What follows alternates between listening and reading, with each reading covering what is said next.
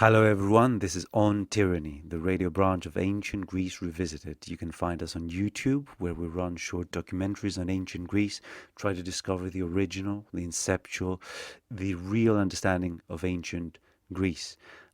We've been talking about philosophy, political philosophy, trying to apply it to what's happening today in a post pandemic world. But of course, another big part of our show is mythology and beautiful stories and very profound meanings told by ancient Greeks. So, on that particular aspect of our work, I have the immense pleasure of introducing you to someone who has delved much deeper than I have in the history of Europe and the medieval period, Professor Rachel Fulton Brown of the University of Chicago. Professor, thank you very much for joining us. Thank you for having me. I look forward to our discussion. Me too. I've already done some of my homework, I guess. I've seen a few of your discussions online on issues that are very controversial, perhaps unfortunately, considering our times. But I always wanted to ask this. What does it take for a young woman to say, I'm going to become a medievalist? I just knew I wanted to when I was 19, right? And so that was a very long time ago. You're wondering why I became a medievalist when I was younger. I had, it's a variety of paths, right? One, I had an excellent Latin teacher, which you could say in high school, not in college. I started Latin when I was Hmm. 14. Um, and we did, classical Latin. So I could have ended up as a classicist, but then Something I happened. had well, no, I think it's relevant to your story. That there was a group of teachers in our high school that did summer programs, taking the high school students to Europe for a month. It was a particular study program for like American leadership study groups, I think. And one of the fun things is we had like college students from Britain who helped as couriers for us when we got there. And on the trip, we started in Greece, right? We Okay, so started you landed in in Athens. Greece. I Oh, landed in wow. Greece for the first time stepping foot in I'm Europe. not. I'm not going to ask And the particular year again. Not too late. I'm fine with that. I'm an old woman. No, this was summer of Okay. 1981. Yeah, and we went to Athens, and then we went to Crete. We went came back. We went to Corinth, Patras. Took the ferry from Patras and went to Italy and such. And this was like it was a month, right? So it was one of those. We didn't go to Belgium, so we couldn't say Tuesday it must be Brussels. But we we started in Athens. We went through Rome and Florence. We went up to Vienna, Salzburg, took the took the train over to I Paris. wish From I had Paris, this opportunity back in my school years, but yeah, I'm feeling somewhat jealous, but grateful. good. Yeah. But we went from Paris. From Paris, we had a tour of the Loire Valley and got to see Chartres, which is relevant to your question about how I end up as a medievalist. And then we went to London and got to visit there. So it was a lightning tour, right? And basically going from the ancient But to now I'm feeling double jealous because you saw Greece and you saw Europe and you picked the latter for some reason. and well, Greece is part of Europe. How no, there's more story. There's more story Okay. here. So we went to Chartres, and we were Being a late, right? That was medievalist, one. I hope there's courtly romance involved. I would excuse that. I think you're courting me now, getting me to explain how I became a medievalist, so that's fine. That we went to well, actually, the first Gothic cathedral I ever saw was the one in Vienna, right, in St. Stephen's, and we went to an organ concert there that night and such. But Chartres won me over, right? It was intense. Even though we were late, our we missed part of our tour with Malcolm Miller, who was the great tour guide for the English speaking audience. He did this lovely exposition of the windows at Chartres. But at that time, it's like realizing I'm coming from Texas, and not just Mhm. Texas, from Amarillo, Texas, which is not the first place people think of when they think of medieval Europe, right? With this high school tour, and I quite literally never seen anything like these cathedrals, right? And I now appreciate that there's much more, neo-Gothic architecture in the United States than I was properly aware of at that time. Much of it on our university campuses, right? So if you wonder how I end up as a medievalist, I mean, in the long run here now, teaching at the University of Chicago, where we're surrounded by neo-Gothic collegiate architecture, right? It's this, I fell in love with the buildings first. I've always wondered how is it for an American to visit because having this rich heritage and perhaps not so rich present, we always prided ourselves, as does most of Europe, on its past. America, it seems to us, is the exact opposite. You had a bright present and future, and not much of a past. So, how is it to just go and see something that was question mark foreign, felt strangely familiar? How does it feel to witness these parts of traditional Europe as an American? Well, it matters that I come from the part of the United States that I do, which I said I was in high school in Amarillo, Texas, but my family really comes from New Mexico, and I grew up being in New Mexico, and we have medieval ruins in the sense of ancient ruins in the Southwest, the American Southwest, and so one of the features of my story that I think puzzles a lot of my own colleagues in American academia is why don't I see the world from this Eurocentric perspective that they expect me to? And it's like, well, possibly because I grew up seeing the ruins of the we used to call them Anasazi. I think they prefer a different name now, but the Pueblo, the ancestors of the Pueblo in New Mexico, and they were, they had cities and settlements in the American Southwest contemporary with medieval Europe, right? So going to going to Greece, one, the landscape is similar to the American Southwest and sort of desert level mountains and brush and things like that. But two, it was like it's a parallel mystery from my perspective, right? New Mexico likes to call itself the land of enchantment. And, the ancient peoples living there have some kind of, I was like mythological presence, similar mythological presence for me as the myths that you said, you grew up with in Greece, right? The great It's ancient like Greek myths. Now, your myths are obviously older, yes. but it's still that feeling of antiquity Mm. in the midst of the modern, I think was familiar to So me. that's very And interesting. So there was an air of antiquity in these arid desert plains, I guess, of the American South. mountains too, right? That's the thing that the Anasazi pueblos are up in the Okay, mountains okay. in New Mexico, Colorado, Arizona. But none of these two are what made Europe, medieval Europe, where I guess it began to distinguish itself from both its Roman and Greek past. So there's something in this flourishing of a new culture, distinct perhaps, continuous but distinct from the past, that must have enchanted you specifically.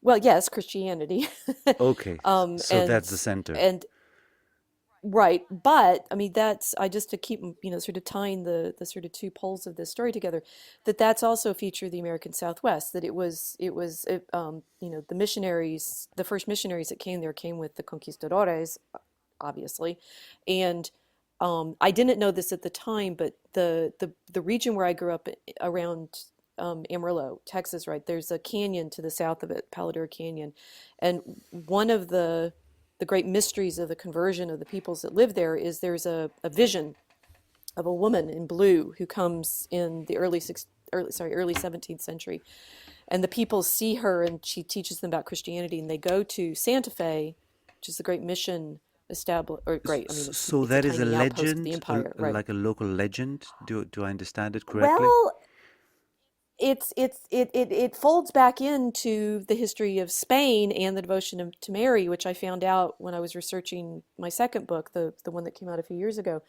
That this nun who is said to have appeared there was um, a Discalc Carmelite, just a Franciscan, right?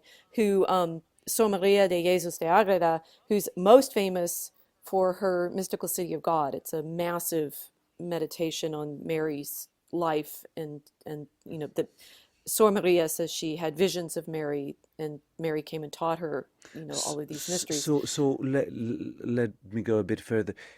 She at that point, so she is a pagan woman, let's say, who starts seeing these visions. No. No, no, no. She's a Spanish nun, Okay. Okay. right? And this is what it's like when people. One of the things that I think people get confused about now is one, it's the way you started, right? America's all new and Europe's all old, and it's like, yeah.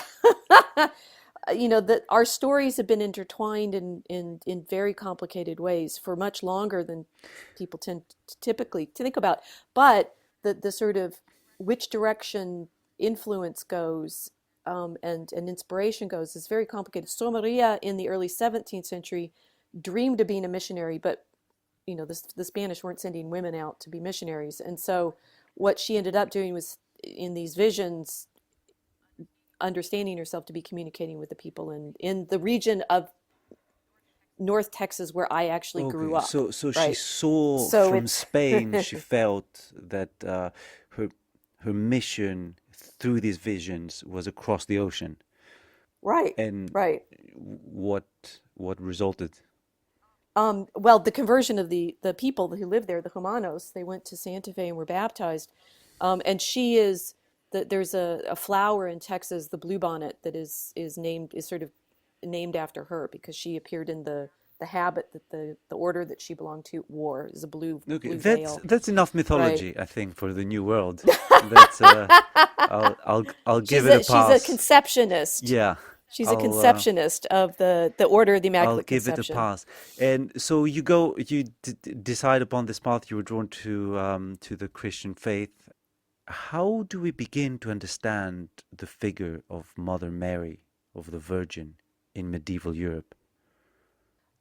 Well, thank you for asking. I mean, through the liturgy, through the prayer, and that was it's like all of my work has been with that focus. That I started with in my graduate studies with the way in which the Song of Songs, the Song of Solomon, Yes. was used in the offices for her feasts centuries before anybody started in the West to actually talk about why. And my dissertation was the Virgin Mary and the Song of Songs. It was specifically on the place of these texts in her liturgies, the way they were preached on, because preaching usually preaches on the text from the chant, and then commentaries on these Song of Songs that were attempting to explain, well, why are they reading this book why are we reading this book in her liturgy, in her praise, when it doesn't seem to be about her? And in the 12th century, these monastic commentators see in the Song of Songs a kind of drama, a dialogue between Mary and Christ that they use to really explore her interior relationship with him, because the Song of Songs is, a conversation between a bride and bridegroom. Que me bese con los besos de su boca, I think is one Spanish. Yes. How it begins in something not medieval, but something close to medieval Spanish. That he kisses me with the kisses of his mouth. For people who might not know, listening, the song, the song continuing the courtship, the Song of Songs, is See? a love poem embedded right in the middle of the Bible. I'm saying this because a lot of people, unfortunately, are unaware of the contents of the Bible, and I have been for a long time. I'm not going to say otherwise. And it's a very beautiful song. The Bible is an amazing source of stories and, if you will, mythology in the rich sense of this drama, right? Yes, and you have something like the Ecclesiastes, the book of Ecclesiastes, which is a very bleak book. There's a verse there saying, life is more boring than words can describe. Yes, in one Not translation, in the in Bible. in one Not in the translation of the Bible. Ecclesiastes is what he says, and then not in the King James version, but in one authoritative version, and then you have the Song of Songs, which it almost stands on its own, and it's a love poem, and it's a dialogue between what appears to be, and I'd like to dive deep into this, appears to be a young man and a young woman in proper, dare I say, Shakespearean Romeo and Juliet style, um, with a lot of explicit reference. Again, it's in the Bible, it's in the Holy Book, and there's a lot of explicit references about the woman says, my breasts are like the towers of some Persian kingdom. There's very explicit references, and it's in the Bible. So you took that, you noticed how this Song of Songs was used in the worship and the prayers of Mother Mary in the Middle Ages. And I'm just going to throw one more image that it's one of these things. There's very few people who can understand what I saw, but now I'm speaking with one. So I'm just going to throw you an Mm. image, and please unpack it for me together with the Song of Songs. I was in Spain. I lived in Spain, in Malaga, in the south, for 3 years. And by that time, obviously, very interested in mythology and folklore, in all these things. And what I had noticed in my journeys is that the understanding that you get by living in a place is nothing like that you can find in books. Both are indispensable. But I found that traveling in certain places, I would see something, a temple perhaps, or the ancient writing on a wall, and I would understand something about this culture that I would never have through books. And one thing that I understood, being in Malaga and being in one of the procesiones, as they say, the processions that happen around the Semana Santa, the sacred week around Easter. It's hard Mhm. to describe with words, but basically the streets are filled with hundreds and hundreds of people carrying somewhere in the middle these huge, I don't know how big, 6 feet high, there must be statues of the Virgin Mary. And there's a crowd of people as far as the eye can see on a single street, carrying 50 people are carrying these immense statues of the Virgin, and they have one for Mother Mary and they have one for Jesus, and they split somewhere, and then at the end of this procession they meet at a certain point, and that's like the conclusion of this big procession. And when I saw it, I had a very blasphemous thought, or so one might think, that the way these are presented, Jesus and Mother Mary, they are like a groom and a bride. So my eyes revealed, contrary, of course, to the official view that I was taught of mother son, I saw a groom and a bride facing each other in marriage. Were my eyes deceived by the devil, Professor? No. Thank you. Well, that what you're seeing is what the medieval commentators saw exactly, right? And the mystery needs, I mean, one, the complicated thing is you have to understand the Trinity. um, and the way in which Mary is in a sense in all relationships with God in like our human terms, right? She is mother and son, but she's also the daughter of the Father, and then she's bride. And the medieval commentators, I talk about several of them in my first book, From Judgment to Passion, um, explicitly explore this mystery of the way in which she's in relationship to different persons of the Trinity. But the sense that you have of her bridal relationship with God is absolutely accurate, because that she's the bride of God, right? And she's, you know, espoused through all three persons of the Trinity to become mother of the Son. But that sort of mystery, that mystical mystery, mysterious relationship, is because God is three persons, and the one, the one that we represent in the iconography is the Son. But the understanding needs to be that she is actually revealing to us the full relationship of the persons of the So Trinity. what does that tell us about the relationship of man and woman in any sense?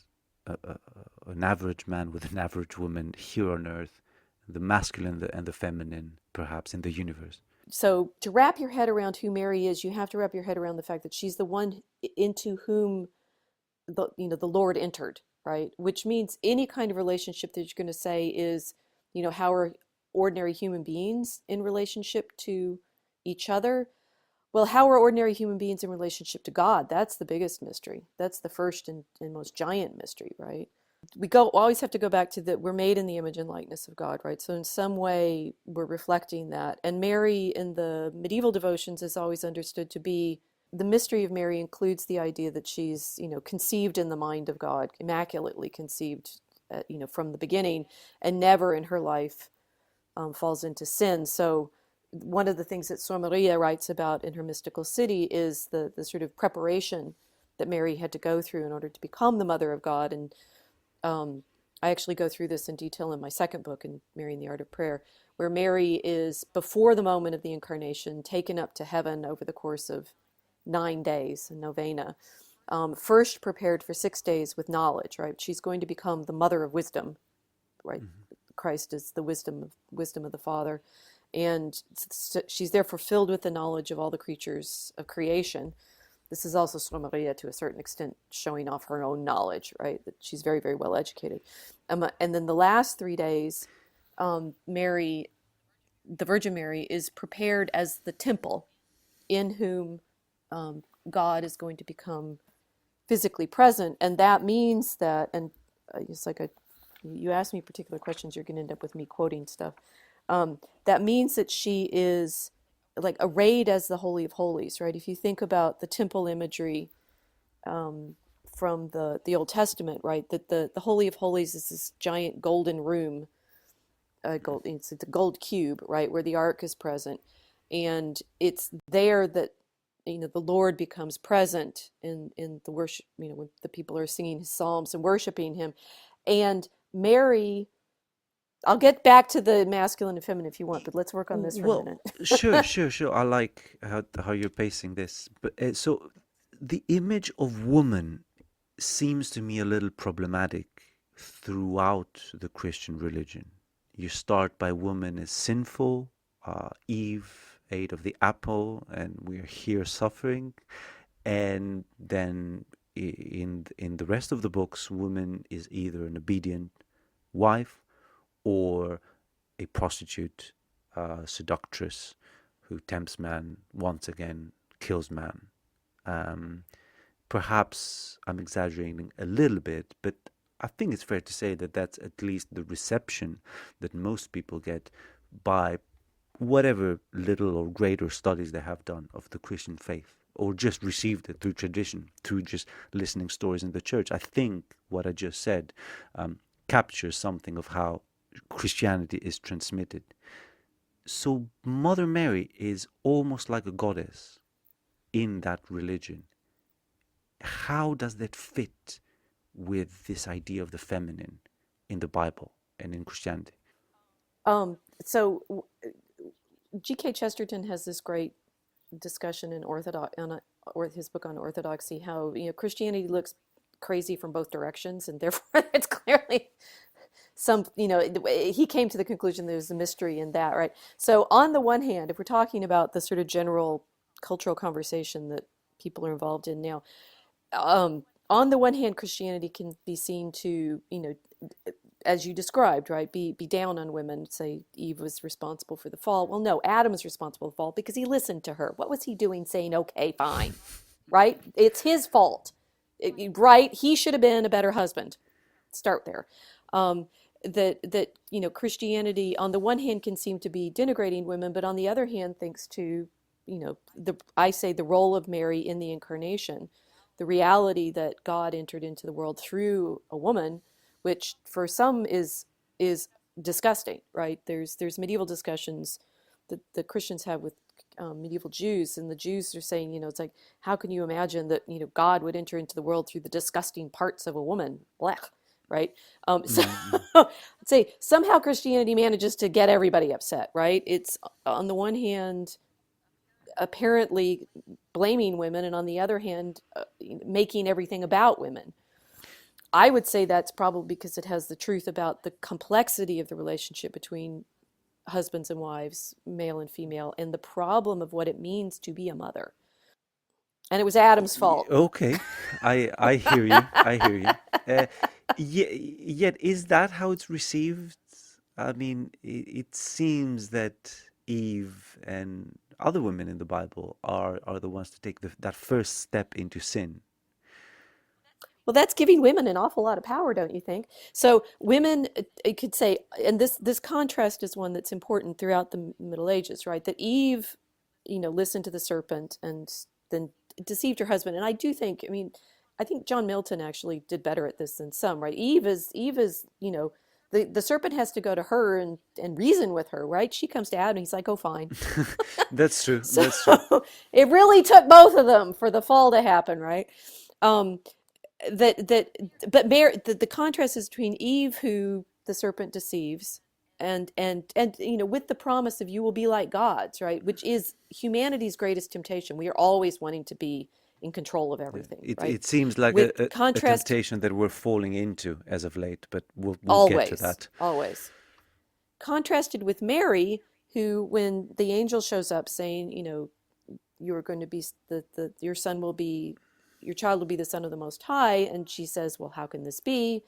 So there's a lot of meditation on that she asks, right? I don't know a man. How can I have a child? And the angel says the Holy Spirit will overshadow you, and Mary says, let it be, right? And in the medieval tradition, that's they land very, very hard on the fact that God came to Mary and asked for her consent. He didn't Mhm. want just to take flesh from her without her knowledge and be born, right? That she was fully conscious of the mystery. And I think that's revealing something about woman's nature, although these concepts have become problematic. We are going to get into this Mm. because for people listening, you have been notorious for upsetting some social justice warriors out there, and we're planning to upset some more. But it seems that there is something in woman's nature that finds her strength by letting go of control and receiving. And it seems that's Well, that present. is the challenge in becoming a mother, right? That you are surrendering yourself for the sake of, life, right? And Simone de Beauvoir wrote about this, in great detail in Second Sex, and she did get it all correct in the sense of, the woman Not in the correct act enough of, for well, she gets it right. to She's have upset a by it, which is child, not yes, of her correct, own, I guess. right? No, no, no. That she got it right at the degree of surrender, but she describes it as, the sadomasochistic surrender. Yeah, Um, and they and then there's some difficulty there. But the reality is, yes, as a woman, it's hard because you can't be sitting around saying me all the time, because then you end up with nothing but cats, mm, no mm, mm. children. But it's a challenge, right? Because there are ways in which you cannot be, and women need to learn this, right? This is the opposite of the sort of mask, the feminism wants to be in control of everything, and women in control of things, we are not so great at it often. There, I just upset everybody. Yes, which is great, and we're going to get to that. But just staying on that mythological image of Mother Mary, we did in Ancient Greece Revisited on our main YouTube show. A few episodes we touched upon the idea that there existed in Europe, in the Bronze Age and before, a complex of what seemed to be Mother Earth worshipping cultures, centered, at least spiritually, around a female figure, a great mother goddess who represented the earth, fertility, and perhaps the Minoans of Crete are one Greek example, but that you only have to look eastward into the great civilizations of Mesopotamia, Babylon, who also exhibited these very strong great mother goddesses who were the supreme of their pantheon. They were not subjugated to a male god, or so we understand, because it's hard to get exact information about the Minoans, for example. They left very little. We understand half of it, that most of it is accounting records. So we're trying to piece the puzzle together from wall paintings and a few figurines, really. But we can compare the Minoans with other cultures, and there does seem to be this image of the Great Mother, whether she's Isis or Demetra in Greece. How does her Mother Mary relate to these pre-Indo-European goddesses? Because there has been parallels that have been drawn, but I never want to jump into conclusions, because I know that some people, like Joseph Campbell, you might have an opinion on his work, I'd love to hear it, who will just go and connect these two and say Mother Mary is nothing but Isis in a Christian age. How do you see it? So I mean, it's interesting you bring up Campbell, because what he is he's a Catholic who doesn't want to admit what he's doing. Okay. And the truth. Okay, so the problem is for Christians, right? We understand that this is, I mean, talk about getting in trouble with feminists. This is what will get me into even further trouble. If you're Christian, you do understand that the story that the Bible tells is true, right? On that mythological level as well as on the historical level, whatever that means. But as the revelation in Christianity comes to us, is that all of those other gods are demons, right? They Yes. have deceived humanity into worshiping them in ways, and for example, like in the book of Enoch, which is out there in the conversation a lot right now, some of the angels, God creates everything, right? We do need to start with that premise. God creates everything, including all the angels, and some of them, Promethean-like, right, Mm-hmm. decide to come down and commingle with the human beings, and in the as it were, pre-Christian mythology, they come down and give humanity all sorts of skills, right? In the Enochian stories, they give them metallurgy and cosmetics, and the angels that sleep with the women, the sons of God who sleep with the daughters of men, give them Okay. herbal lore and things like that, enchantments. And this, I mean, we talk about, the desire for control, that the great demonic temptation, which is the temptation that the serpent offered Adam and Eve, is you will be like gods. You will be able to control your world, right? It's like you say, post-pandemic, whatever we are right now, what we are trapped in at the moment is a massive desire to be in control of everything, right? And so we're going to lock down everybody. We're going to give them all vaccines. We're going to make sure that we human beings, humanity, is in absolute control of our physical existence. That's demonic. Yes, to the point where the state believes that it can combat a flu. And I'm not saying, Right. I'm very careful with my words. I'm not implying that what we're going through is exactly like the flu. But I'm saying that even if it was the flu, it would be hubristic in a Greek sense to try and legislate against it. It's almost like from some kind of twisted Monty Python sketch where a king outlaws death or something like that. Right. And there's a craziness involved that you as a Christian see demonic. Well, and properly speaking, that has to be what it is within the theology, right? And saying, that in Enoch, what the angels who come down into, and it's in Genesis too, right? It's like the sons of God have children with the daughters of men, and they're the giants who were the great men in the days of old, and that's what precedes the flood, right? And God says the wickedness has extended, and the wickedness seems to be this technological desire to control everything, right? Based on the other stories that seem to be in conversation with this mythology. So, that the sons of God give the daughters of men medical knowledge is very interesting, right? It's like that's one of the great It temptations is. to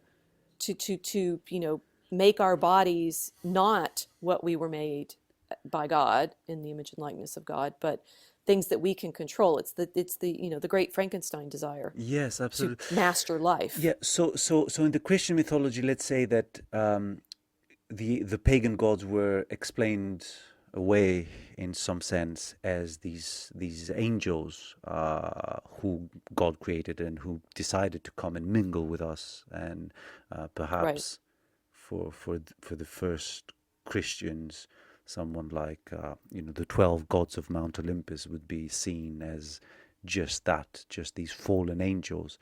And back to the connection, therefore, because we're led back to the question. Someone like Joseph Campbell, whom perhaps some people listening know, his pretty celebrated figure by now, had no problem seeing that Isis and the Virgin Mary are one.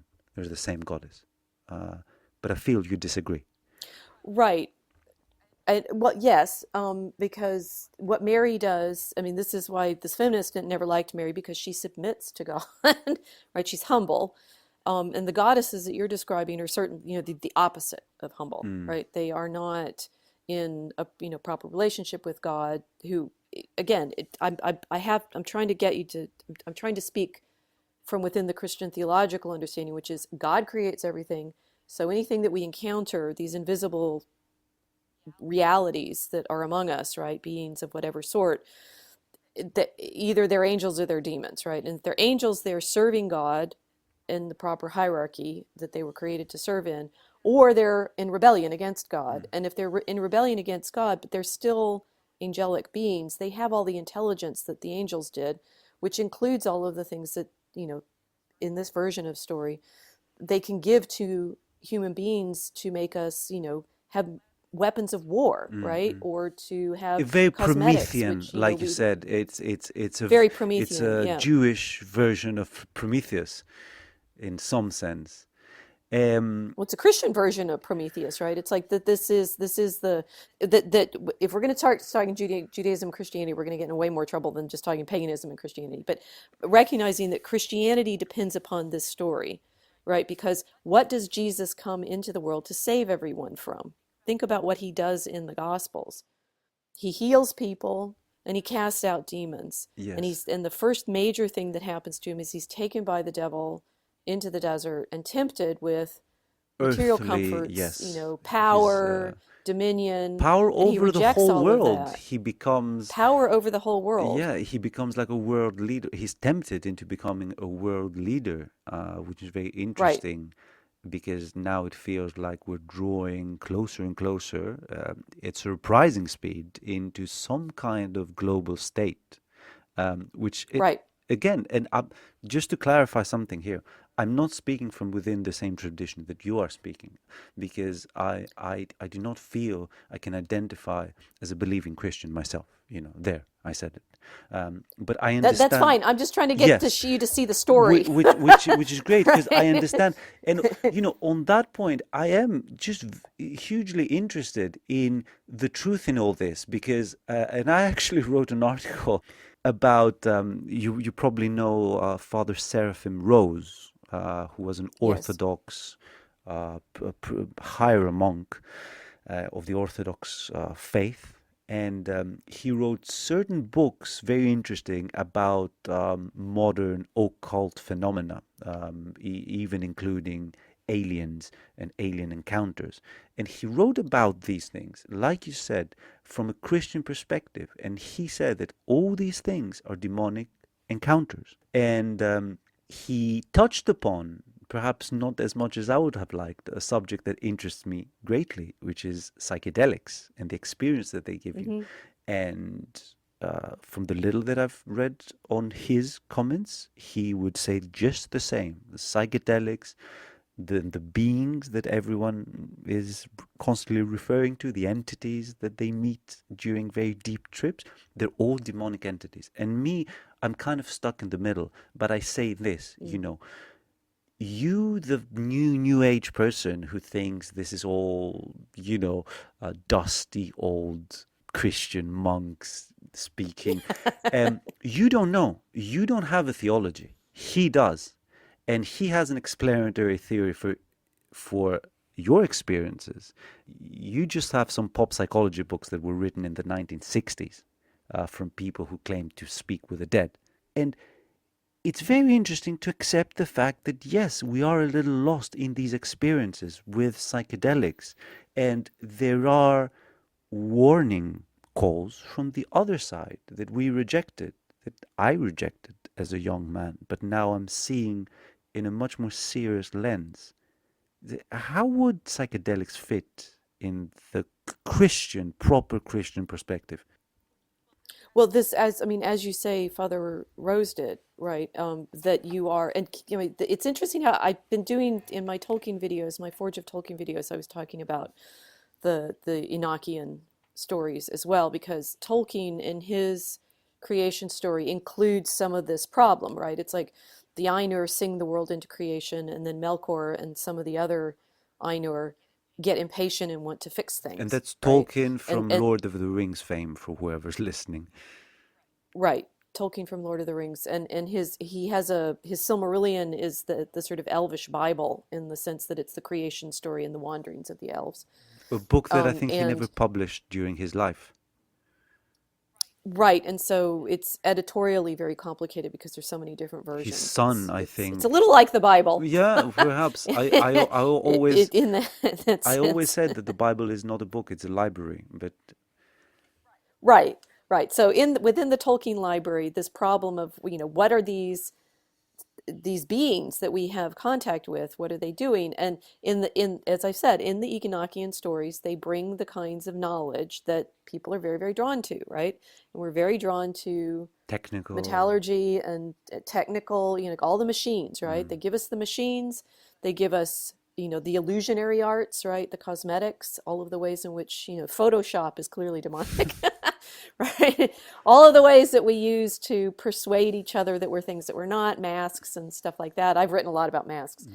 And they give these medicines. Now, what is going on in ancient worship practices? I think there's a parentheses we haven't closed where you're asking me about sort of what's Mary's relationship to these other goddesses Yes, in, the great mother in the goddess. ancient Near East. Yes. Right. And so the to go back to the medieval problem, the reason that the Song of Songs is part of the Marian liturgies, in fact, goes back to the Eastern Greek church, Mm-hmm. right? It's the Orthodox church. And that, they use all of these references in the Old Testament to talk about the lady. In my second book, In Marrying the Art of Prayer, I show how this repertoire of images that the medieval Christians in the West know to describe Mary has a very deep lineage, which they always claimed, right? It's like all of these images of her all in the Old Testament. Well, the images in the Old Testament, you were talking about Ecclesiastes. Well, Mm-hmm. Ecclesiasticus, which is the book of Sirach, which is in the Septuagint, therefore very deeply embedded in the Greek tradition, also describes wisdom, right? The characteristics of It's wisdom. one of She's the books of compared to wisdom. lots of trees, for example. Right, it's one of the books of wisdom. And so Mary as an image of in relationship with God seems to be most closely tied to wisdom, right? Which is a very Mm-hmm. ancient sort of female figure, a feminine. And you could say, what is the proper relationship of the masculine and the feminine in our own experience as Christians? Well, it's something about that mystery of the relationship between God as our creator and our our being made not just in the image and likeness of what does that mean? We're made in the image and likeness of the Trinity, which means we have speech, logos, we have the desire to make things as a maker, and we have obviously power over each other through the Holy Spirit, you know acting through us or not. And that mystery of Mary's relationship to the Trinity is the mystery of our wisdom, our knowledge in relationship to God. And that kind of understanding is deep in the Old Testament. It's, I would say, like Isis is also, she's a goddess that promises knowledge as well, right? The mysteries of Isis Yes. were once promising release from mortality, right? That Yes, and you'd be there's resurrected through her. yes, and there's this image in Apuleius. It has a wonderful title, the Golden Ass. So, you, Right. or Yeah. met, A donkey, the yeah, yeah, donkey. the He's a Golden Donkey. donkey. But that's how it's translated. So I remember a friend of mine saying how he got strange looks when he was reading it for his Latin homework. But in and at Hmm. the end, the main character there, who's a seeker, he has a vision of a great woman, a goddess, who says, almost in Joseph Campbell fashion, I am she whom the Greeks call Persephone and the Latins call Prosperi, nothing. The Babylonians called Ishtar, and the Egyptians, she says, who are wiser than all other people, know me by my real name, Queen Isis. And you are saying we could not, that vision could not have included the Mother Mary. No, because Mother Mary is in relationship to God in a different fashion than Isis is, right? And that the desire. Okay, the Protestants in the Western tradition accuse Catholics of worshiping Mary and making her a goddess, and the problem is Mary isn't Mary if she's a goddess, right? Because when I was talking to you earlier about Somaria's description of Mary being prepared as a temple, right? The primary element of that mystery is that she's a creature, right? She's made by God to be this temple. And the incarnation is like, oh, God became incarnate through a goddess? Nah, phooey. Right? That's not a mystery, right? It's like the entry into his own creation, which Tolkien does a great job. I'm saying it's like if it's as if the artist entered into his own work poem, right? His own work. How does the maker of all things enter into his own creation? The pagan gods, or the demonic presences that persuade you that it's good to worship them. One, pagan worship is incredibly cruel, right? You think of human the sacrifices. Aztec human sacrifices is just a brilliant image of not just, in fact, not just pagan worship, but all worship that's not of God, because you think you're going to get stuff if you do it, It's right? very It's much like, about if we power, I sacrifice think. enough, it's very much about power. It constantly goes back to the temptation that the serpent offered Adam and Eve, which was, you shall be like gods. Yes. And be able to control everything. Yet these cultures created wonderful civilizations, one of which is the object of my studies in Ancient Greece Revisited, my show. And there's something in me resisting this, downgrading of paganism. Although, again, for the record, I do not consider myself a practicing pagan. But You just like the toys, do you? I love the toys. Yes, there was something that draws me in. But even stepping back a little bit and just seeing the results, the Greeks did create something immortal while worshipping these demons, and it seems that Europe, once it adopted Christianity, it almost went to sleep for 1,000 years. So, oh, well, there I disagree, and that we end up in a completely different okay. argument. But go back to, yes, this, I think this is the challenge, right? And it's like, okay, I'll answer you from within the Christian perspective, saying that nothing that, God is, if God is the creator of everything, then everything that exists, the existence itself is good, right? Yes. And so even insofar as the demons are lying to us about the degree of one, that's the problem with the pagan deities, that you see them demanding greater and greater sacrifices. So maybe not Greece, but Rome went pretty strong in the direction of human Almost sacrifice. like an addiction. Right?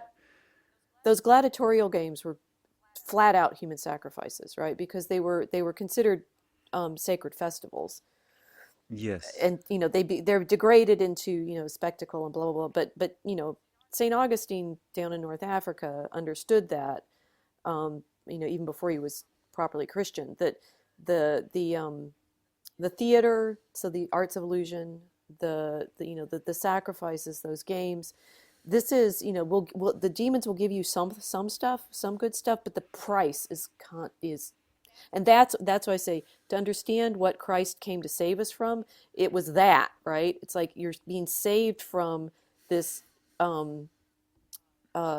demonic usury, as it were, right? They lend us power, and the debt is never paid back.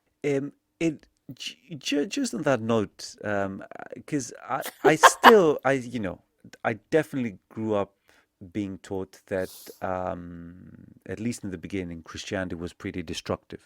And I could see how that was true. The central monument in Athens, the city where I grew up and reside currently, the Parthenon on the hills of the Acropolis, was defaced by the Christians early on. And a lot of the great mysteries of Eleusis, whether worshipping demons or not, um, were banned, censored, cancelled, to use a modern term, by the first Christians. Um, how do you counter or complement that image? Well, one, the Parthenon is in the state that it is because it was being used as a munitions dump and blew up. Yes, that is It, absolutely true. it's, I mean, it was still standing It until was fairly recently. standing with its wounds, with its Christian wounds, however, because it is true that parts of it were defaced. It was not Right. demolished, not nor anyone tried to, but it was defaced. There was an attack on the Um, pagan past, for sure. well, and this, I mean, this Christianity is, it's like so I've been making the strong argument for, they're demons and you get in trouble if you depend on them.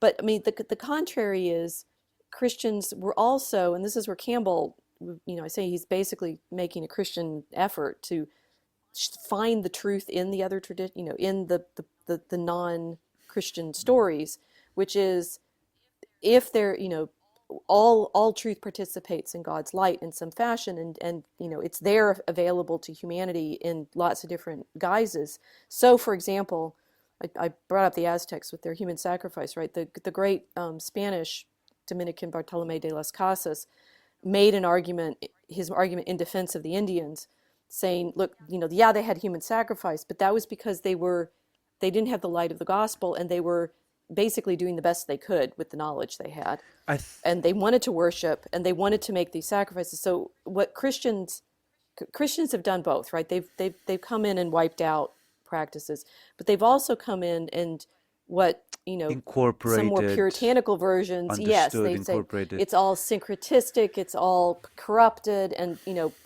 every so often in Christianity, Christians will come along and say, "That's all demons. They're all idols. You can't have those images of Mary. No icons." Right?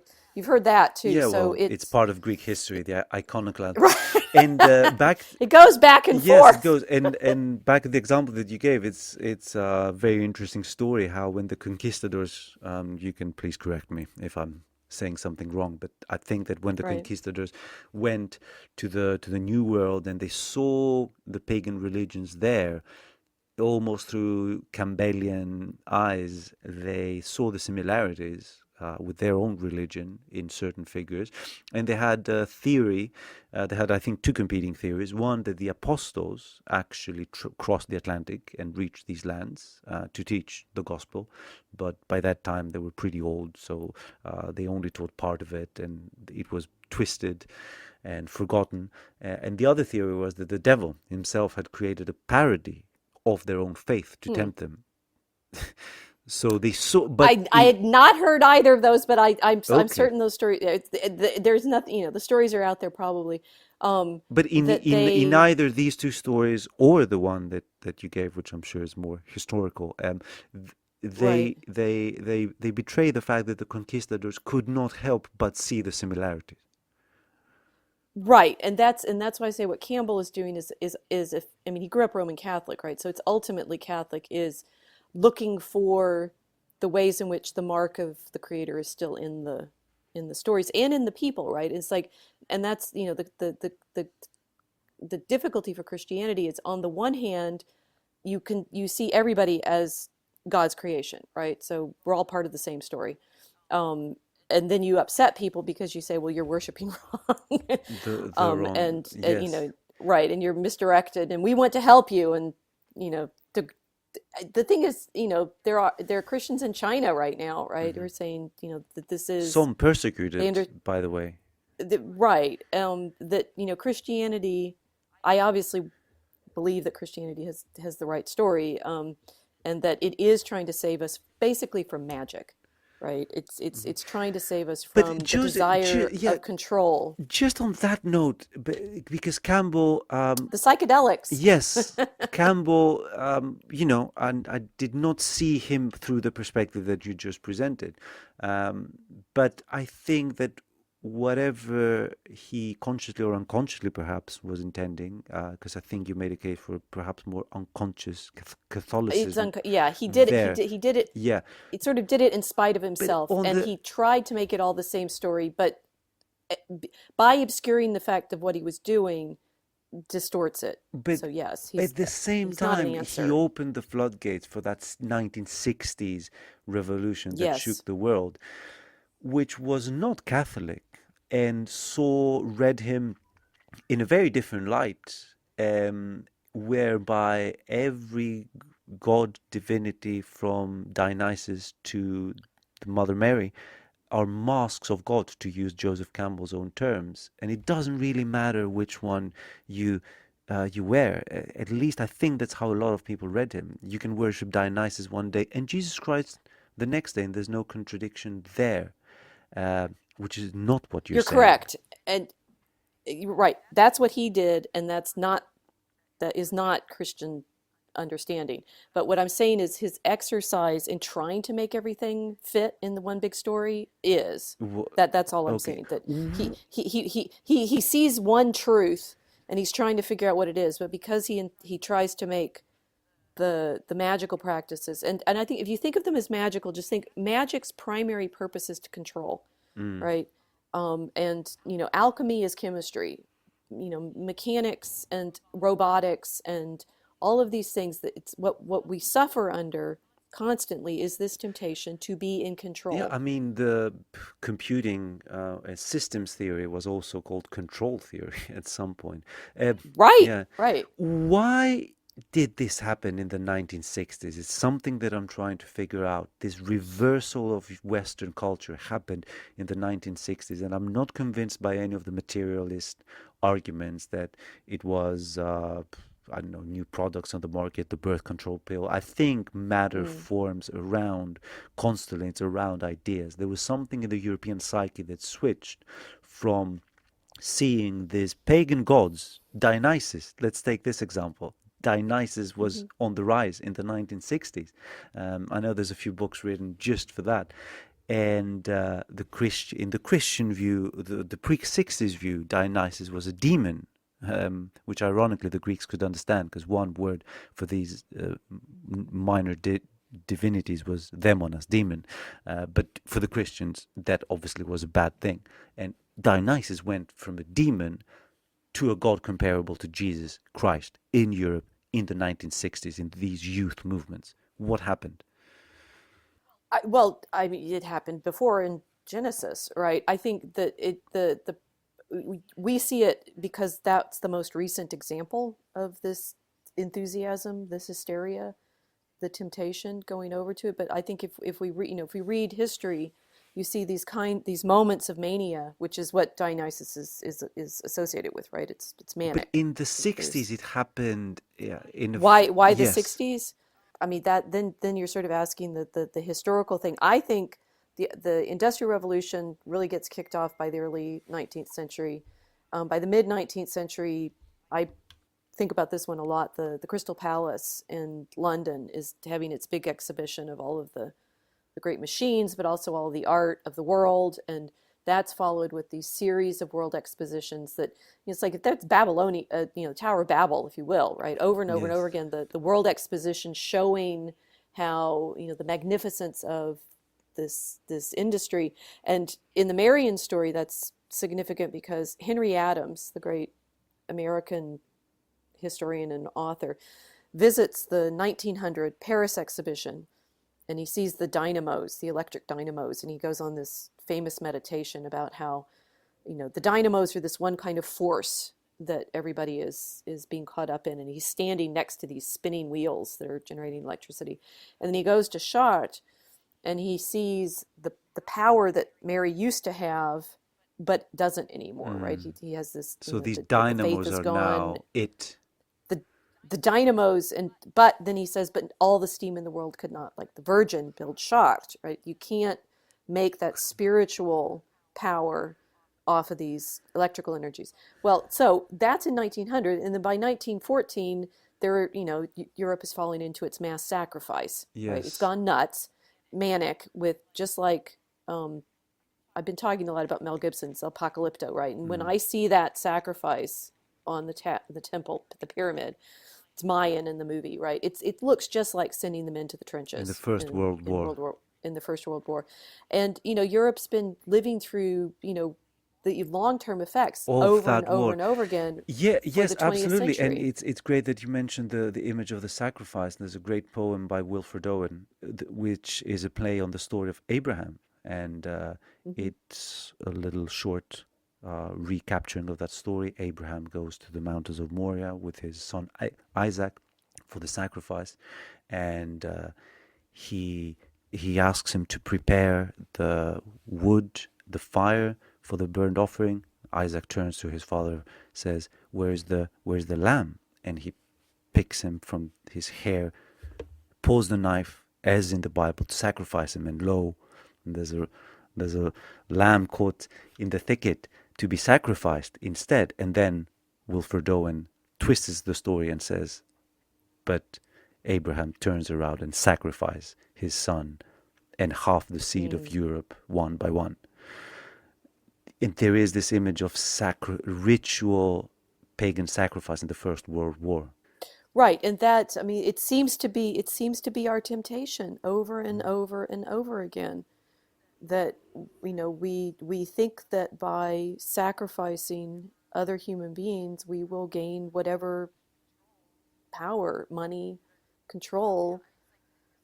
The Somehow, I mean, it's like, it's like, how do you explain this demonic flip that human beings seem to go into on this regular basis? And from within Christianity, you're saying it's that we're in Lent right now in the West, right?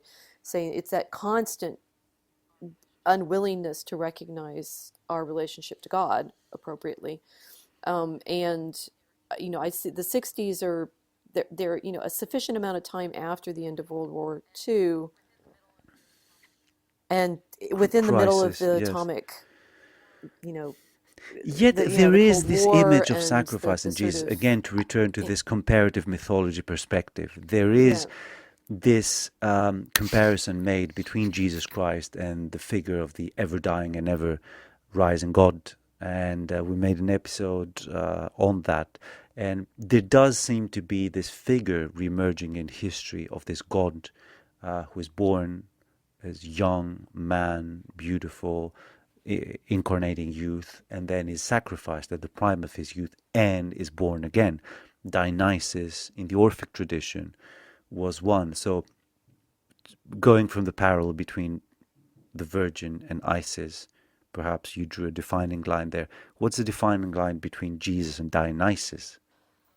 Well, so the story of the crucifixion depends on the crowd being the Mm, one that called for his murder, right? And that the medieval tradition is very clear on this. It's and I guess actually I'm working through a 19th century discussion of the liturgy, right? And it's clear in that period too that when we sin, we sacrifice him over and over and over again.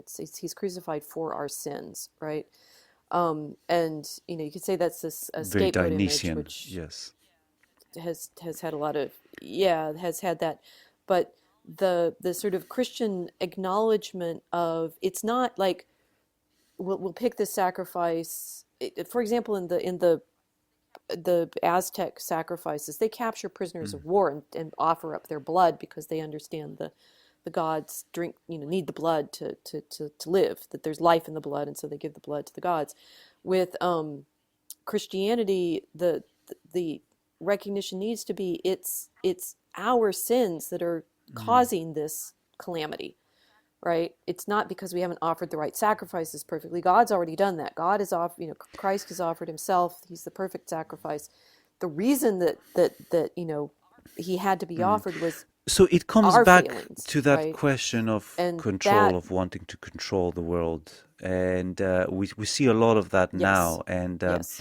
talking about symbolism, fairy tales, I always found it interesting to turn this upon the modern world. And it's amazing how, and I'm just going to quote Peter Hitchens on this, who said that it's amazing how you had all these pop psychologists from, following Freud, supposedly, who will for them, a cigar is never a cigar. It's always the penis you never had, or something like that. Everything is symbolic. Everything has double meanings. Yet, when it comes to the face mask that everyone is forced to wear, they do not see the age-old symbolism of a mask, which is a symbol of control and subjugation.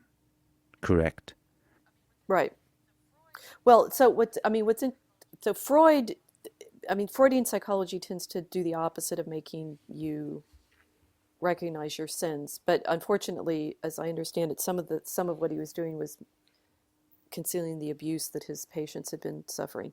But that, psychology finds ways in Yes. which you're not really ever It's always the responsible past. It's for always your your sins. upbringing. And something like that. But there are problems because, people really are abused as children, and that Yes, has horrible absolutely. effects on their psyches.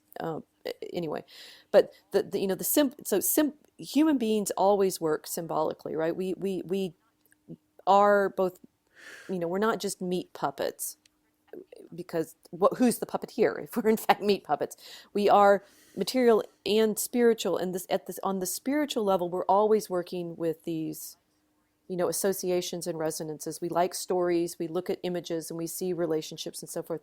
So it's interesting to me that I've written a number of times on the masks, or talked about them, that, mask has, it depends on the mask, right? That there are, if you think about your Greek theater, right, the full face masks, those tragic masks, have one kind of effect on the actor, right? That you are there's a I did a blog post a couple of years ago, on masks of meaning, and I talk about the way masks are Hmm. used in improv theater exercises, They almost which fits with transform the you. Greek dramatic tradition, right?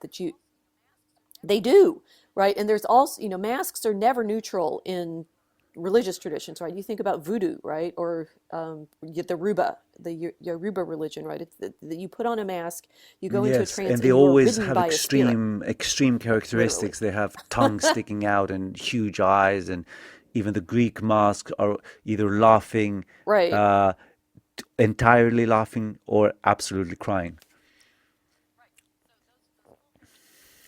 right. So those full face masks, they're deeply associated in world traditions with trance. Half masks, where you just show your mouth, right? So you So think the about like opposite, you cover Batman your or upper the face, yeah, Joker or and you something show your like mouth. that. You cover your Okay. upper face. Those are kind of I tricksters, like the right? They're usually kind classification. of I never thought of mischievous that. and Please, trickstery. And please go on. Yes. the masks that people are wearing for the Corona regime are Okay, opposite, right? okay, Those are okay. slave masks. And they're, like you can't speak anymore. But I keep, Nancy Pelosi, our Speaker of the House, is always on stage with a new mask, right?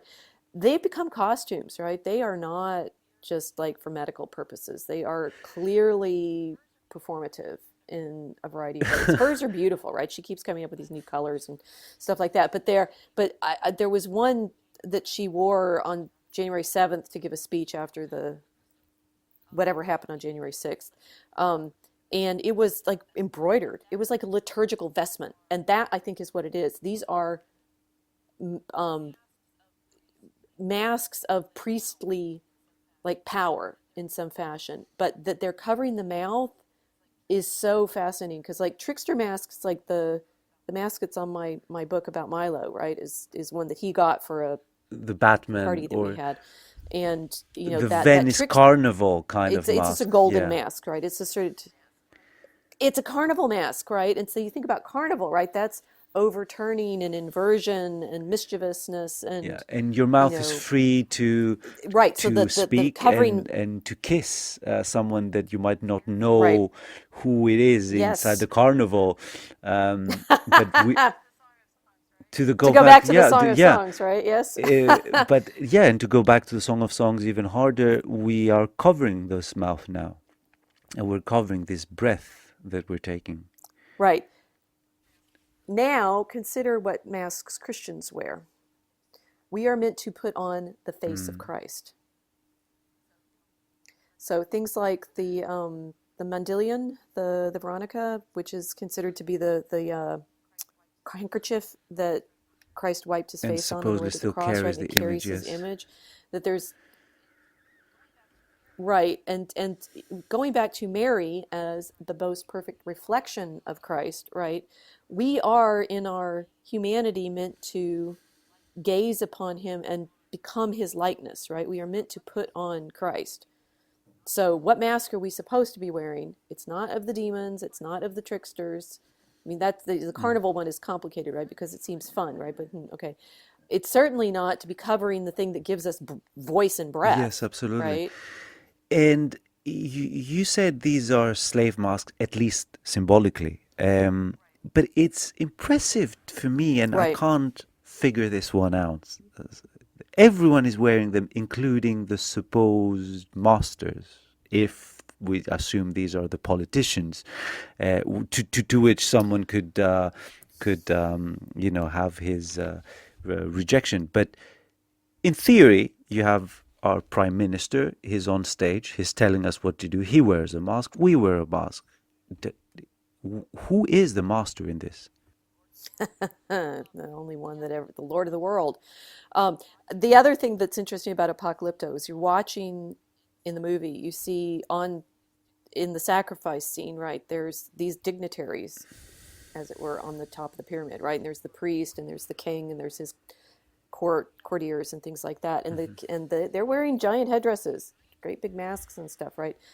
The degree to which the powerful of the world are in fact enslaved to the powers that they've made promises to in order to have Mm. their status in the Wow. world And is I feel terrifying. this has a double meaning, whereby these supposed masters have made promises to actual people on this world and to other metaphysical powers out in and out of this world.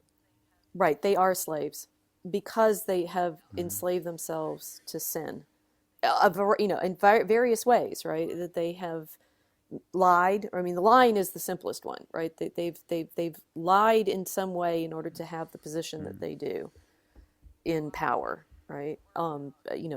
Obviously, we worry about other kinds of sins that they've been involved in, and those can get conspiracy level.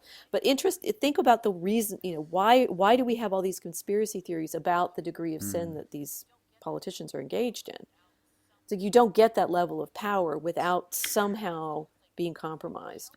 And so I'd say, it's like, in fact, they're showing us, right? They can't speak the truth. Oh wow, Their there's a mouths are covered symbolism because there I they are didn't never see. speaking the Yes, truth. absolutely. I oscillate between, Yeah, it's theater yeah. and being terrified, right? Because Yes, it's it's it's a tragic and very it's powerful comic, theater. and you don't know. It's an absurd tragedy, is how I call it. To have, it's not war, it's not famine, it's not an Yes. earthquake, it's not Yes. even a meteorite hitting. It's this strange thing. From a Christian perspective, perhaps the Christianity, the way it was presented to me, had this very passive note to it. You just wait, hope that God is going to come and save you, really. But looking around, there's so much to be done, I feel, against this rising tyranny. What is a Christian to do? You asked that question in the most perfect moment. So one, you have to put on the armor of faith, which means you have to be able to stand up against this fear, right? And I have only really properly understood that passage. It's in Ephesians where Paul is describing, we are arming ourselves with our faith. What do you need to arm against? The seductions that make you afraid and cowering in it's like the times that I've been in prayer, or trying to strengthen myself, you're realizing the armor of faith is what enables you to stand up against this mass Mm. pressure to believe the lies. And then hopefully you're able to act actually in joy, which drives everybody, drives the demons nuts, because oh my gosh, shouldn't you be afraid? And you're like, you're nothing, right? And that, it's like there's lots of, there are miracle stories throughout the ancient and the medieval period where the saints make the sign of the cross and the demons flee, and the saints and the demons hate the Mm. name Jesus, right? You say our Lord Jesus Christ and make the sign of the cross and they're running, right? So I think that Christians recognize the need for prayer, the need for putting on that armor, and then are able to act in joy, which means, you know, making sure people are not giving into the fear, and that we're able to live properly as Do human you feel beings. this understanding more in the religious community? Is there more pushback on these global measures and lockdowns and deprivations of our freedom? Is there more pushback in the Christian community? At the individual level, yes. I mean, I'm certainly in conversation with a lot of Christians who can see this, but the problem is that institutions like the church are prime Mm. targets for corruption. And there's obviously ranges of discussion on the degree of corruption, or which church is worst We had our right share. now. We had our share of I have a scandals number for of sure. Yes. yeah, there's a lot of there's scandals everywhere, right? Because of course the temptation is always control and power, and if you are in a position of any kind of authority in the world, you are constantly Mm-mm. tempted And of all the with scandals, I've been you hearing know increasingly worrying things about the current Pope. I don't know how much you want to talk about, but some Christians that I followed online had great shows, and I tried to, I mm, guess, kind of understand something of the faith I was growing up through them, and they were all very worried that this Pope is actually on the batting for the wrong team, so to speak. personally, I tend to believe that. Um, I think the temptation that Christians need to resist, though, is like it's again the constant temptation of thinking like we're going to figure it all out. The end times, right? This is it. This is the one. And it's like we've had popes over the centuries. They're constant, and there's medieval. I mean, some of them are Protestant stories saying the medieval popes gave into magic, but the problem is some of the popes did. Right? Again, great wealth, temptation of control, Yes, because seductiveness this, of yes, suggestions that you can have greater yes, that power than then you should, as a you mortal, feel like you do. almost. Because this Pope has Right, gone, right, again, we exactly. spoke about Joseph Campbell, has gone this Campbellian path, and he visited Latin America, and I think he visited some of the native tribes living in the Amazon. And I don't want to misquote the Pope, but I know that he said something in the vein of, you can worship your gods, we can worship our gods, and we're all both gonna end in God's lap, so to speak. Right. That is why I That's don't a really sign trust to him. worry as a Christian. But it's a sign of worry because you're having to sort of pay attention to the fruits of the worship, I'd say, and pay attention to the promises that worship is giving. And the we'll just keep saying demonic. What you brought up, that in Greek it's Yes. daimon, right? It's spirit, right? The worship of these spirits who promise you, prosperity and health, and any spirit that comes to you and says, I'm going to take away all of your suffering. Christ didn't, right? He said, take up your cross.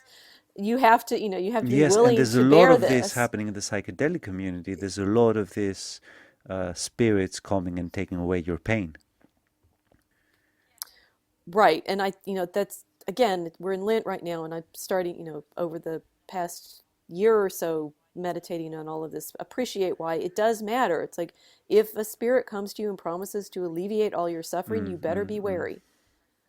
That's not what Christ said. Christ said, you will suffer in this combat, right? We're actually in this combat. But I think the combat is the Mm, mm. temptation to go back again to the Garden of Eden. Always, God wants to take care of us, right? God gave us everything we need, and the fear that God is not going to take care of us is the thing that gets us into trouble, right? It's like, okay, I don't trust God enough, so I'm going to try to control this by, I mean, and the variety of things that we're doing. It's like the vaccine, right? I don't trust God to take care of me, so I'm going to like try to guarantee it. Insurance, right? A good deal of what we're suffering with economically is insurance, medical insurance in the United States. That's why our healthcare system is crashing, because the expense has become part, this sort of game of the insurance companies And and it's the very hospitals and the fear-based, doctors, and yes. you don't want to have it's all very fear-based, and it's it's so out of control right now. Mm. I think that's why we And ended up in the tr- lockdowns, because we were sort yes, of in this and giant bubble with of without going to this fear. error that you mentioned, because sin was meant error, I think initially, amartia in Greek. Without going to this amartia of error, Yeah. trying to understand everything and creating grand theories. On the other side hand, I feel that certain theories that are called and looked down upon as conspiracy theories do give do give a better overview of the situation that anything else does. Because what I keep saying people is that if you claim to have an explanatory theory that cannot spell it's all random, if you tell me everything that's happening right now, all the events that I see connected somehow, that they're all random, you don't have a theory. At least the so-called conspiracy theories has a theory. Some of these conspiracies go into fantastical journeys of, I don't know what, reptilians and other things, which I don't, which, well, I'm not as familiar with those. I've been hearing that the World I Fair don't, theory is yeah, I I think, mean, I like, don't as a believe that historian, my favorite. either at all. But I do think that postulating, yes, please. But it's what I love is people wondering, right? It's like, what story are we in, right? That's at the level that I see it. It's like you're trying to figure out well, I say you should recognize you're in the The Bible, controlling because that's the story. true story. And right, but the thing is, it's just the truth. It's got guidelines for us to get out of the Did you the have an temptations that we've been experience talking that about. cemented your faith? Because I think you're tempting me with a third type of jealousy. First, you didn't choose Greece over Europe. Second, I can't remember. I have to rewind this interview. Oh no, sorry. I The didn't first not was choose the Greece. I just didn't first choose was just choose having this antiquity. amazing 1 month in Europe, which I didn't have. Then choosing the Right. rest of Europe over us. But now that faith is definitely something that I've admired and was somewhat jealous because I don't have it in me. Did you have a conversion experience? No. That's what's so. I mean, I'm jealous of people who get say, "Oh yeah, one day it came to me and it was all hit and it was just true." I just have faith, right? And I have also thought about this. It's like, well, Mm, this is what it is to have faith. You just have it, right? It's just sort of there, and it's strength. My intellectual journey has been one of strengthening the understanding, right? And that's what I say with Anselm of Canterbury, who's been one of my sort of touchstones in my scholarship. Faith seeking understanding, right? It's like I have the faith, but I want to understand why it's true, right? Why the thing that I've been shown is actually true. And Christians should be doing this, mm. right? You should welcome the test constantly, because we're up to it, right? The Bible is up to it. God is up to it. We have been shown the truth, and we are you should be more wary, I think, of I am wary of Christians, Yes. and I won't say so-called Christians, because we, like, just I'm worried of people who try to force each other to Mystical declare experience that they've almost. had this moment. Right, right. Mystical experiences can be misleading. And again, in the Middle Ages, there was real concern about that, right? The degree to which a spirit that came to you was a spirit of light, or, an angel. But angels shouldn't be just Mm, showing mm, up and mm. making promises. So Yes, what I've been be wary of those understanding sorts is of that there's things. a big rational element to at least Catholicism, and I remember there's this great moment in Dante's Paradiso where Dante's right outside of heaven's gates, literally, and Saint Peter is holding the keys to heaven and interrogates Dante like a teacher interrogating a student, and he asks Dante, "What brought you here?" And Dante says, reason and faith. And reason I took from the great master, who is Aristotle, and faith from the good book, that is the Bible. And I see this coming together of these Hmm. two traditions on heaven, knocking on heaven's door, so to speak. Perfect. And Yes, people exactly. don't know that. They don't know And that that there's a big rational element to Catholicism.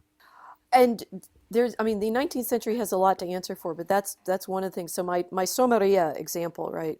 My Sor Maria de Agreda and her mystical city, that one of the curiosities that I had was what happened to this understanding of Mary that she clearly had this amazingly rich tradition of scripture, but also of the mystical and also the wisdom, right?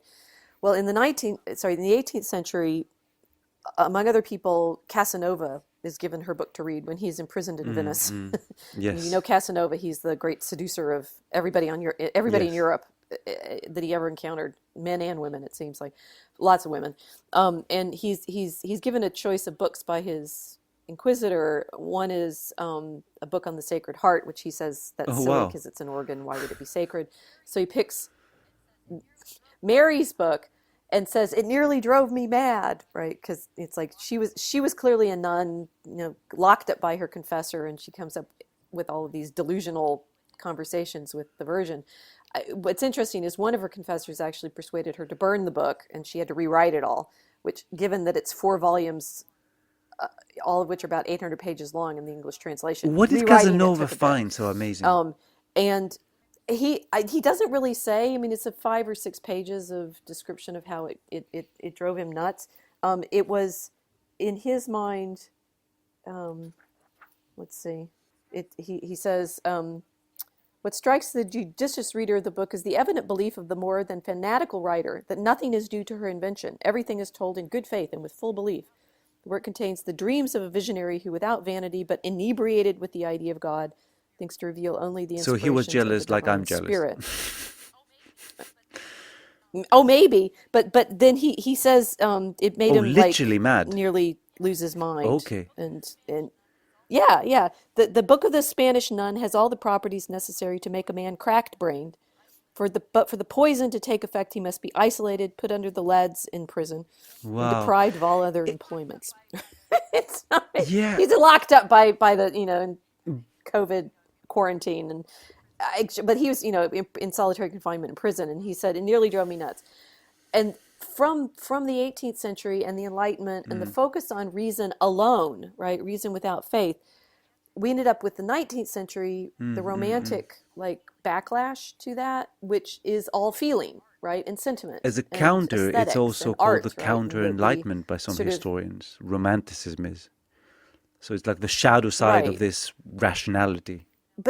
Again, it's the Enlightenment rationality was the demonic temptation, which is control, Mm. right? If we just do everything rationally, we will Yes, have perfect control in over our world. Casanova, just describing this image, I found another one of my passions, which I'd love to hear some, perhaps even guidance. It's this idea of sacred and profane love, right? And you mentioned one woman Mm. who had a revelation. I can mention another, Santa Teresa de Avila, a Spanish nun who had a mystical experience, which was very erotic in tone, or so it seems to the reader. And she incorporates that, talking about the Song of Songs and Mother Mary, who's a virgin, and the Song of Songs is clearly erotic. And in the vision of Teresa, she is both erotic and a virgin. What is happening there? Sorry, I'm coughing. Just a sec. Mm. I've been saying Or, things people don't want me to say, I guess. or there's a Can't hear. demonic Um, entity trying to block the trying to get truth. at my throat. Yes. Possibly. I have water, but okay. Hmm. It goes back to the Song of Songs, right? And we're tying this up Yes. with where we started. It's properly ordered love, right? And that's the mystery of why this. Excuse me. Let me mute just a second. I've never But had it's an good. interview where I that think. I happened think that that badly. Um, if there's something trying to stop it, it's worth it. Let's go. I hope. Well, yes, and that yeah, you'll know the Casanova got into me. Um, that the Song of Songs is in the Bible because there is a proper erotic love that is sensual and beautiful between man and woman, and properly ordered in marriage, as we say. it should model the relationship of the soul with Mm. God. And that Teresa and Sor Maria and all of the commentators that I talk about in my books are able to see this, this sensuality and this beauty in their meditating on Mary's relationship with her Creator. That is what we're called for, right? It's that level of beauty and joy that we are meant to be transformed by. And so the Simone de Beauvoir, the reason I remember that she talks about women's relationship with men as being sadomasochistic, it's because back 10 years ago or so, I was asked to give a plenary lecture to a conference on Mariology, and I was so tired of colleagues in academia using sex pruriently in their scholarship. Foucault, thank you very much, right? All sex is All of power. the sort of, we're going to talk dirty. Well, but just that, I'd spent decades hearing it's tapered off in the past 10 years or so, which I find interesting. But for a long time, right, every single conference talk you go to that's on mysticism or religious experience, and so at some point it has to go Foucauldian and end up talking about sex. And so I'm just like, okay, fine. And they gave me this, it was a fun conference because it was actually a theology conference, but I'm like, let's do it, right? Let's reclaim the erotic for God. And I talk in the paper I talk about some of the Song of Songs commentaries that I talked about in my first book, one of which is Rupert of Deutz. And Rupert of Deutz has amazingly erotic images of, a crucifix coming down and kissing him. He becomes pregnant with this golden light that then flows out of his side. And he And puts all who of is this he? in the middle of his commentary on Matthew. He's a monk, a Benedictine monk who lived around Okay. And the he had these 1100, visions. around 1100. And he had these visions. And what he said in his commentary on Matthew was that it was after he had these series of visions that he became a commentator on Hmm. Scripture, right? He sort of found his voice. He was able to go out and he writes more commentaries on Scripture than anybody had done for like 200 years. He was just, and he ends up being considered this sort of retrograde Benedictine, right? Because he's so immersed in the liturgy and he's so Hmm. sort of traditional, right? He's not a Cistercian like Bernard Orthodox of would say. Clairvaux. He's much more Yeah. old school Benedictine, right?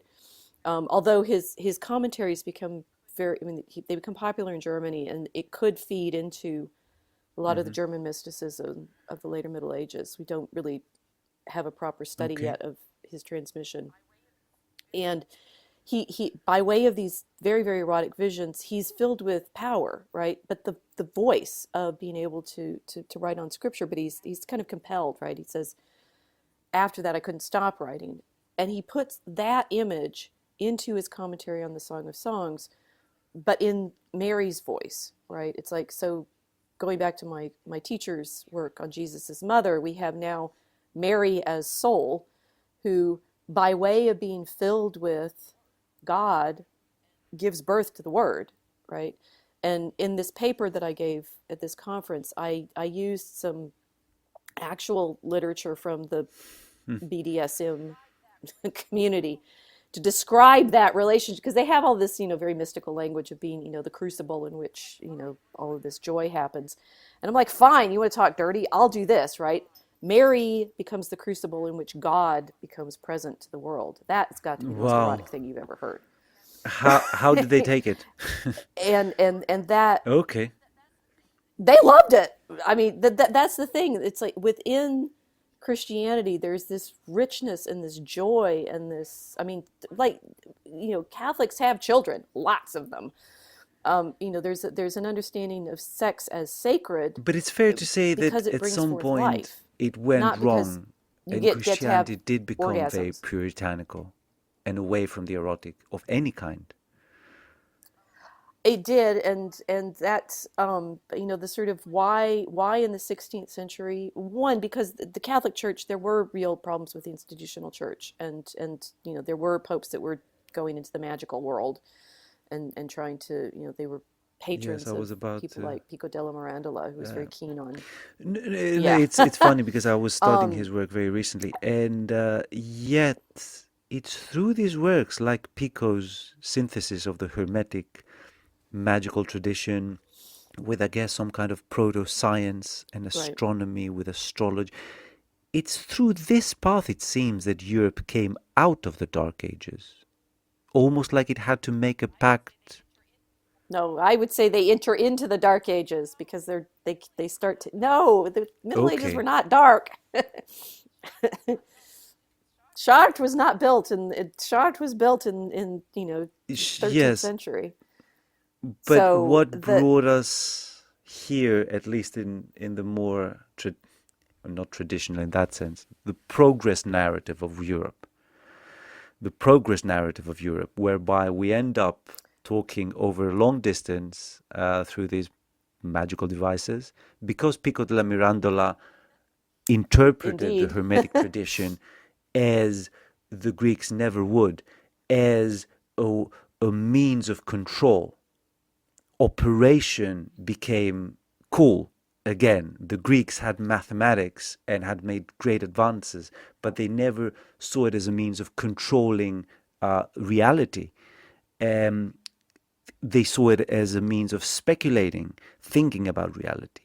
But Pico and Ficino, who translated Hermetic texts, and um, uh, many other Renaissance magicians, so to speak, they turned this around and they said, no, right. these texts, these ancient texts, through understanding the workings of nature, we can control it.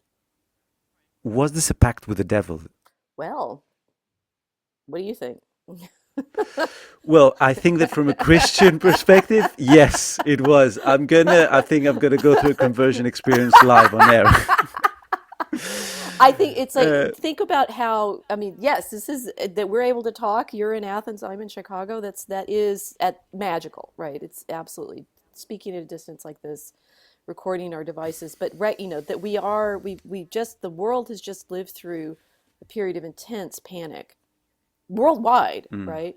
mm, And that ability to ramify that level of panic, right?